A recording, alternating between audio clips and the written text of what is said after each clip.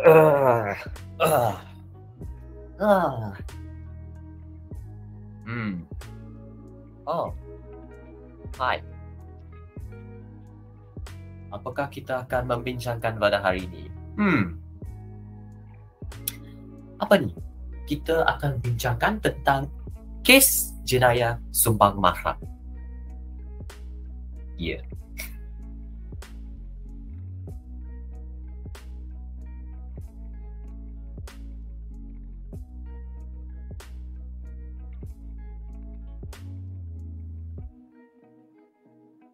Jadi pun anda kan boleh berfikir, kenapa anda mahu membincangkan perkara ini? Ini adalah perkara yang tidak boleh dikatakan.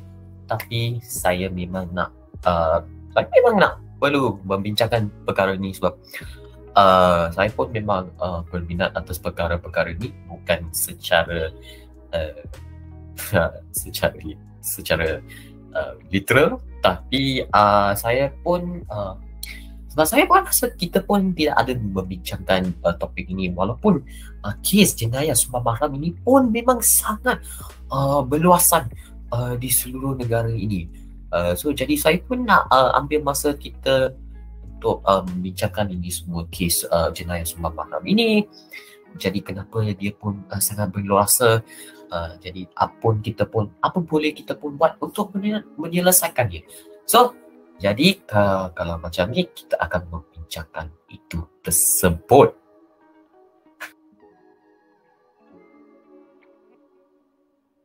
So, jadi macam saya menunjukkan pada sini, apakah itu kes jenayah sumbang mahram ini? Kalau kita tengok mengikut kamus, sumbang mahram ini ialah perbuatan seksual yang fizikal dan juga tidak fizikal kepada orang yang berkaitan dalam anggota keluarganya, seperti antara bapa dengan anak perempuannya atau juga antara adik-beradik. So jadi memang untuk kes jenayah sumbang mahram ini dia memang juga ada pelbagai banyak pun, tetapi kalau kita tengok dalam statistik negara, kes jenayah sumbang mahram ini kebanyakan ia daripada antara bapa dengan anak perempuannya. Okay?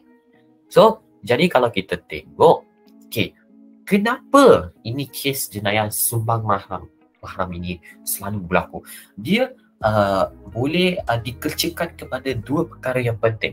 Satu, memenuhi keperluan seksual mereka atas ahli keluarganya daripada pendedahan bahan lucah ni yang juga berkaitan dengan sumbang mahram ini. So jadi kami pun kita tengok bahan lucah ini yang juga ada mempunyai sumbang mahram ini pun memang ada banyak di dalam media sosial ini.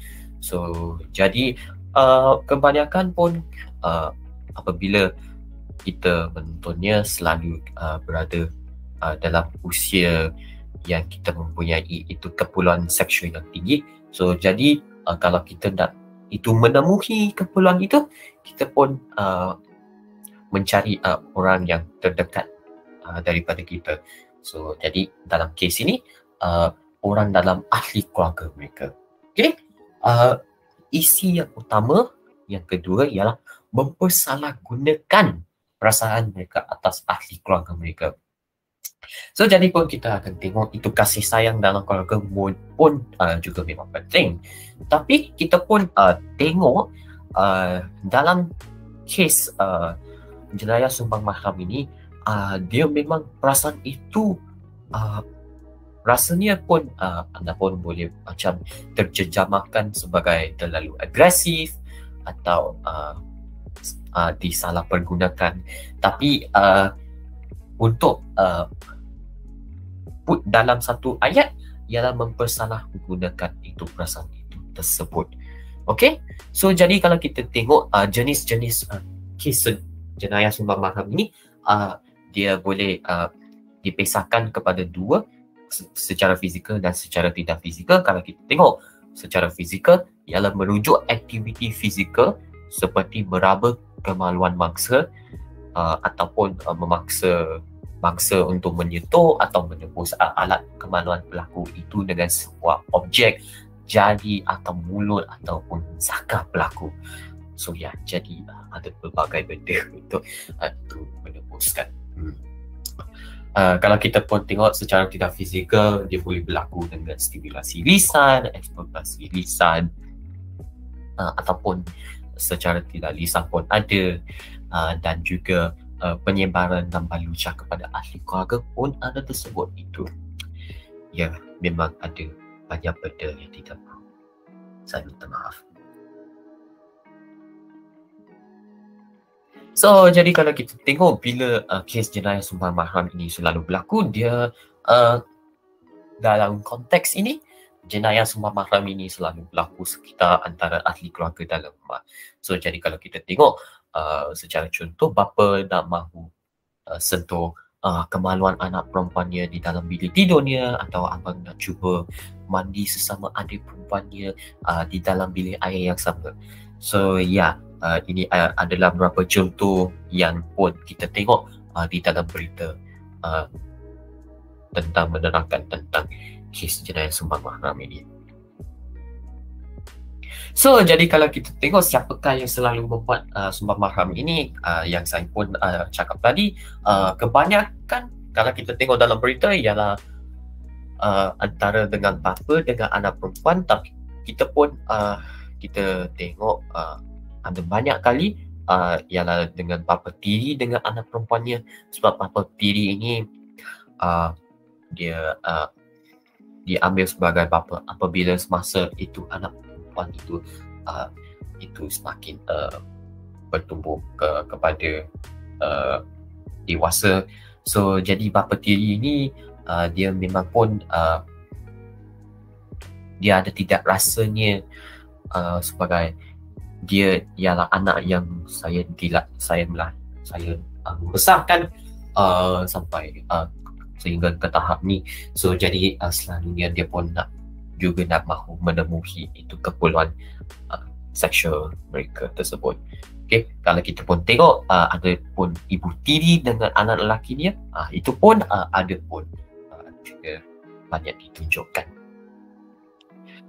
So, apakah kesan ini kalau kita membuat itu kes jenayah sumbang mahram ini? Kalau kita tengok, dia boleh menyebabkan kelahiran bayi yang mungkin mengalami kecacatan badan atau keadaan mental yang tidak stabil. So, jadi situasi ini ialah kalau diterjemahkan dalam bahasa Inggeris ialah inbreeding. So, jadi inbreeding ini dia adalah satu hasil dengan membuat itu perhubungan sumbang mahram ini secara seksual. So, jadi dia boleh menyebabkan itu bayi yang dilahirkan ada beberapa masalah kesihatan dia. So, jadi kalau kita pun tengok, dia pun akan menambahkan risiko untuk pelaku dan mangsa untuk mendapat penyakit HIV dan juga penyakit seksual yang lain seperti gonoria. Dia pun juga boleh mengakibatkan tekanan dan tinggi yang trauma yang teruk untuk mangsa itu tersebut, yang boleh ditingkatkan kepada kemurungan, dan ada sesekali kes pun mereka membunuh diri sendiri. Ia pun memang teruk. So, jadi kalau apabila kes sumbang mahram ini berlaku, apakah itu hukumannya? Kalau kita tengok di Malaysia, apabila membuat kes jenayah sumbang mahram ini, dia boleh dihukum di dalam penjara semasa 8 tahun sehingga 30 tahun, dan juga semasa tempoh penjara itu ada mempunyai 10 sebatan. Kalau kita pun tengok, ada pun hukum-hukuman yang berbeza di negara yang lain. Kalau kita pun tengok di Ireland, jenayah sumbang mahram ini boleh dihukum selama 10 tahun di penjara. Kalau anda ingin mengetahui lebih lagi untuk hukuman ini, saya ada membuat video yang lain tentang menerangkan tentang jenis perhubungan sumbang mahram ini. So, jadi perhubungan sumbang mahram ini dia lebih kepada bukan memenuhi keperluan seksual mereka, tetapi dia adalah perhubungan antara ahli keluarga yang terdekat yang ada mempunyai itu rasa consentnya. Okay, so anda boleh mengetahui lebih lagi. So jadi kalau kita tengok cara mengendalikan situasi jenayah sumbang mahram ini, kalau kita tengok ada beberapa cara. Kalau kita sebagai bangsa, kita perlu berani katakan tidak kepada pelaku untuk hentikan aktiviti ini. Kita pun juga boleh melakukan aktiviti sumbang mahram ini kepada pihak berkuasa seperti polis. Kita pun boleh memberitahu perkara ini kepada orang yang dipercayai. Kalau kita pun tak rasa selesa untuk melakukan ini kepada pihak berkuasa, kita boleh memberitahu perkara ini seperti macam guru atau kasar sekolah. Kalau kita tengok sebagai pelaku, kita pun memang perlu berfikir, sebab ini memang betul-betul benda yang tidak baik, dan kita pun perlu mempertahankan nilai moral kita. So jadi kalau anda sekiranya membuat ini jenayah ni, kita pun perlu cari sesi kaunseling dan juga melaporkan diri sendiri kepada pihak berkuasa. Kalau kita tengok, kalau kita sebagai ahli keluarga yang lain ataupun kawan, kita pun boleh bertanya mangsa ataupun pelaku dengan masalah mereka sekiranya anda pun melihat ketidaksamaan kelakuan mereka semasa kehidupan seharian. Okay? So, jadi bagaimanakah kita boleh mengelakkan sumbang mahram ini boleh berlaku? Kalau kita tengok sebagai ahli keluarga, kita pun boleh mengamalkan ajaran moral kepada semua orang dalam keluarga. Kita pun juga boleh menantau pergaulan anak mereka dengan orang lain dan juga pun mengenali kawan anak mereka. Kita pun boleh menghormati perbezaan jantina anak mereka yang berbeza. Akhir sekali, ini pun penting, kita perlu memberi kasih sayang kepada semua anak dan serta mendengar luahan hati mereka juga. Kalau kita tengok, kalau diri sendiri, kita pun boleh menentukan batasan perhubungan kita. Batasan ni memang dia pilihan kita. So jadi kalau kita rasa tidak berasa selesa, kita perlu berani menyuarakan suara kita tersebut. Dalam peranan kerajaan pun, dia pun boleh menyediakan sesi pendidikan keibubapaan dan kekeluargaan supaya rasa hormat antara ahli keluarga pun boleh dapat dicapai itu tersebut. Okey. So jadi kalau anda pun masih juga menonton ni, saya pun nak cakap terima kasih pun atas menonton ni. Sebelum saya berhenti kat sini, saya pun nak beritahu, sila jangan membuat aktiviti jenayah sumbang mahram, sebab dia memang boleh memberikan implikasi yang sungguh besar kepada semua orang dan terutamanya keluarga anda. So jadi kalau anda tidak mahu melihat keluarga anda berada di dalam keadaan yang begitu teruk, jadi jangan melakukan aktiviti ini. Okay? Baiklah, itulah semua dia daripada saya sekarang. Yang saya pun beritahu sekalipun saya pun ada membuat itu video yang lain yang menerangkan tentang perhubungan sumbang mahram ini tersebut. Anda boleh melihat di bawah link itu, di bawah deskripsi video itu tersebut. Jadi itu daripada saya sekarang. Kacau.